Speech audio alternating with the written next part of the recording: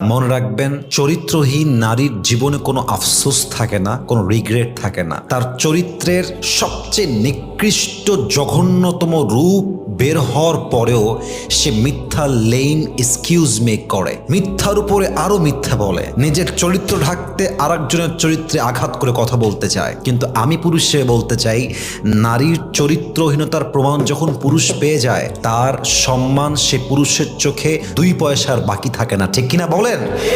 তখন পুরুষ সেই নারীকে রাস্তার 10টা মেয়ের মতো সস্তা মেয়ে মনে করে। তার জীবনে সে প্রতারক চরিত্রহীন নারীর কোনো প্রকার কোনো জায়গা থাকে না। এজন্য আমার মনে হয় চরিত্রহীন চরিত্রবান হতে পারে যদি তার ভুলের রিয়েলাইজেশন তার মাঝে কাজ করে। যে ভুল স্বীকার করতে জানে, সে তার ভুলকে পরিবর্তন করে একটা সময় সঠিক হতে পারে। আর যে তার ভুল করেও ভুলকে স্বীকার করতে চায় না, তার জীবনে কখনো ভালো মানুষ হওয়ার মতো গুণটা সে অর্জন করতে পারে না। ঠিক কিনা বলেন?